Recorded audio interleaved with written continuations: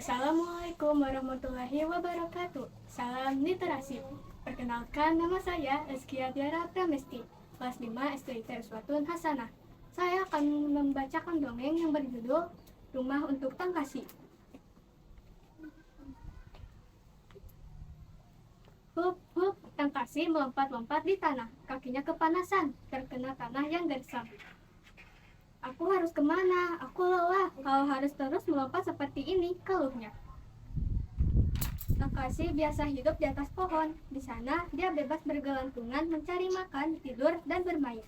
Namun sekarang, pohon tempatnya tinggal baru saja ditebang. Padahal itu pohon terakhir di sini. Tangkasi tak punya rumah lagi. Tangkasi tak bisa hidup di atas tanah. Dia tak bisa berjalan. Itu sebabnya dia selalu melompat-lompat. Belum lagi jika matahari bersinar terik. Kakinya sungguh kepanasan. Seperti saat ini, aku harus mencari rumah lagi, kata Tangkasi. Tangkasi terus melompat dari kejauhan. Dia melihat ada pohon lenjusei menjulang tinggi. Asyik, aku bisa tinggal di sana, ujar Tangkasi bersemangat. Namun ternyata pohon lenjusei itu ada di dalam pekarangan rumah seseorang. Tangkasi tak bisa masuk begitu saja. Dia pun mengetuk pintu rumah itu. Siapa? Tanya seorang kakek sambil melihat ke kanan dan kiri. Rupanya kakek itu buta. Dia tak melihat Tangkasi di hadapannya. Aku Tangkasi, kata Tangkasi sambil terus melompat. Dia berharap kakek mendengar suara lompatannya. Harapannya terkabul. Kakek menunduk dan ke arahnya, lalu mengulurkan tangan. Sini, naiklah.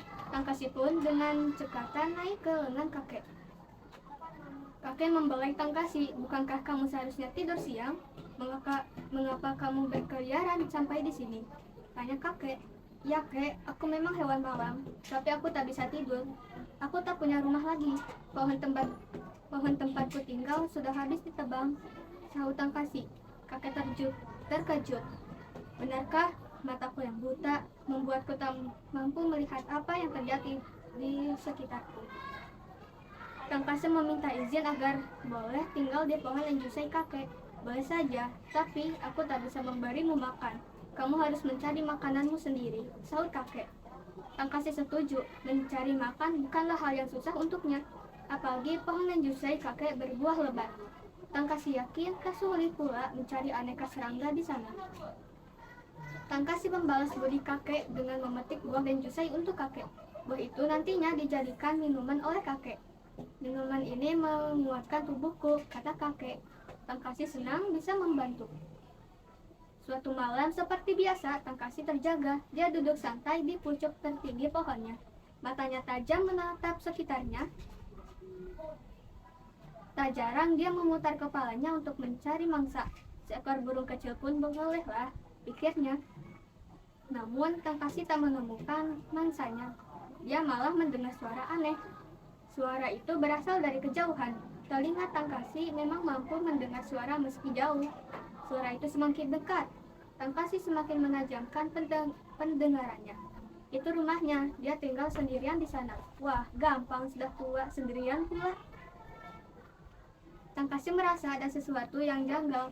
Dia melompat ke dahan untuk melihat siapa yang berbicara. Tangkasi melihat dua orang pria bertubuh besar berjalan menuju rumah kakek. Wajah mereka ditutup kain. Ya ampun, mereka mau apa? Tangkasi pun bergegas turun dari pohon. Tangkasi melompati jendela kakek. Dia mendarat tepat di bantal kakek. Kakek terkejut. Kak, diamlah. Sepertinya dia perampok datang. Mereka membawa senjata, kek. Sembunyilah, aku akan mencari bantuan. Kakek berdiri tertatih. Dia lalu menggulingkan diri ke kolong tempat tidurnya. Tangkasi, jika aku tidak selamat, tolong bilang pada kepala desa rumah ini boleh dirobohkan. Tapi pohon lenjusei itu jangan ditebang. Tangkasi menggeleng. Jangan bilang begitu, kek. Kakek pasti selamat. Aku akan mencari bantuan. Tangkasi melompat keluar jendela. Dalam kegelapan, dia melihat dua perampok itu membobol pintu rumah. Tangkasi melompat cepat menuju ke tengah desa. Nafas Tangkasi tersengal. Rumah kakek memang agak terpencil dari desanya. Tangkasi tiba di tengah desa. Tolong, tolong, Tangkasi melompat-lompat sambil menggedor rumah penduduk. Ada apa? Ada apa? Para penduduk terkejut melihat ada kehebohan di malam hari. Tak terkecuali kepala desa. Beliau juga ikut keluar dan menemui Tangkasi.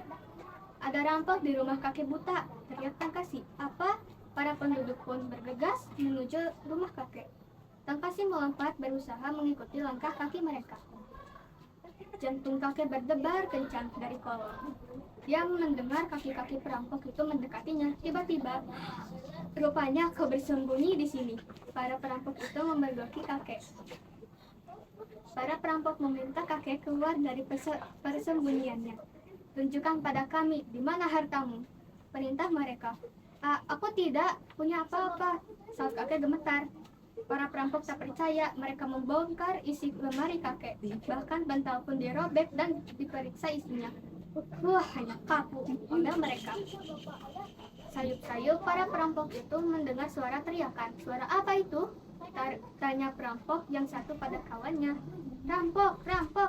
Suara itu semakin jelas.